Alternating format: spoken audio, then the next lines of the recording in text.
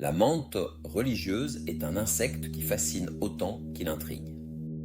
À première vue, elle paraît presque fragile, avec son corps allongé, ses pattes fines et sa posture étrange. Ses deux pattes avant, repliées comme si elle priait, lui ont valu son nom. Mais derrière cette apparente tranquillité se cache un des plus redoutables prédateurs du monde des insectes. Dans l'herbe, dans un jardin ou sur une branche, elle attend, immobile, patiente, et d'un simple mouvement éclair, elle est capable d'attraper sa proie et de la dévorer vivante. La menthe religieuse est un insecte carnivore. Contrairement à d'autres insectes qui se nourrissent de nectar ou de feuilles, elle préfère la chair fraîche. Son menu est varié: mouches, criquets, papillons, libellules, guêpes et parfois même de petites grenouilles ou lézards lorsqu'elle en a l'occasion.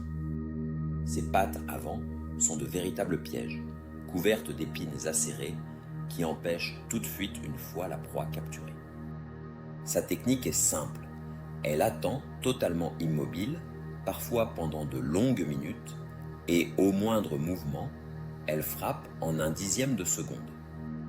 Peu d'insectes échappent à cette attaque. Ce qui la rend encore plus singulière, c'est sa capacité à tourner la tête.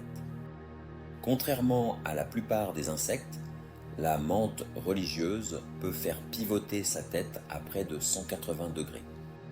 Elle peut ainsi observer son environnement, suivre discrètement une proie ou surveiller un danger potentiel. Ses deux grands yeux composés lui donnent une vision presque panoramique, et elle est même capable de détecter la profondeur, ce qui lui permet de calculer avec précision la distance qui la sépare de sa cible. Mais au-delà de ses talents de chasseuse, la menthe religieuse est devenue célèbre pour un comportement qui choque souvent les humains: le cannibalisme sexuel. Lors de l'accouplement, il arrive que la femelle dévore le mâle, parfois même en commençant par la tête, alors que l'acte n'est pas terminé. Cette pratique n'est pas systématique, mais elle est bien réelle et a beaucoup marqué les esprits. En réalité, ce comportement a une utilité biologique. En dévorant le mâle, la femelle récupère une grande quantité de protéines qui l'aideront à produire davantage d'œufs. Pour le mâle, c'est une fin brutale, mais cela augmente paradoxalement ses chances de transmettre ses gènes à une descendance nombreuse. La reproduction des menthes religieuses est d'ailleurs fascinante. Après l'accouplement, la femelle pond une oothèque, une sorte de capsule protectrice qui contient des dizaines, parfois des centaines d'œufs. Cette structure mousseuse durcit au contact de l'air et protège les petits pendant l'hiver. Au printemps, la capsule s'ouvre et libère de minuscules menthes, déjà prêtes à chasser. Elles ressemblent à des versions miniatures de leurs parents et commencent immédiatement à se nourrir, y compris parfois en s'attaquant à leurs propres frères et sœurs. Dès leur naissance, elles sont donc des chasseuses impitoyables. La menthe religieuse est aussi un sujet d'inspiration pour les humains depuis très longtemps. Dans de nombreuses cultures, elle est considérée comme un symbole mystérieux, parfois spirituel, parfois guerrier. En Chine, elle a inspiré un style d'arts martiaux, le kung-fu de la menthe religieuse, qui imite ses gestes rapides et précis. Dans certaines régions d'Afrique, elle est perçue comme une messagère divine. Et en Europe, elle a longtemps été entourée de superstitions. Sa posture de prière a nourri l'imaginaire religieux, mais son comportement féroce rappelle aussi la cruauté de la nature. Sur le plan scientifique, la menthe religieuse intrigue encore. Sa vision, par exemple, est exceptionnelle. Elle est capable de percevoir la lumière ultraviolette, invisible pour l'œil humain, et possède une forme rare de stéréoscopie, ce qui signifie qu'elle peut voir le relief d'une manière très proche de la nôtre. Des chercheurs ont même équipé certaines menthes de lunettes 3D miniatures pour étudier leur perception de la profondeur. Ces expériences, qui peuvent sembler amusantes, permettent en réalité de mieux comprendre la manière dont le cerveau d'un insecte traite les images. Les mantes religieuses existent sous de nombreuses formes et couleurs. Dans le monde, il en existe plus de 2000 espèces, réparties sur presque tous les continents, sauf en Antarctique.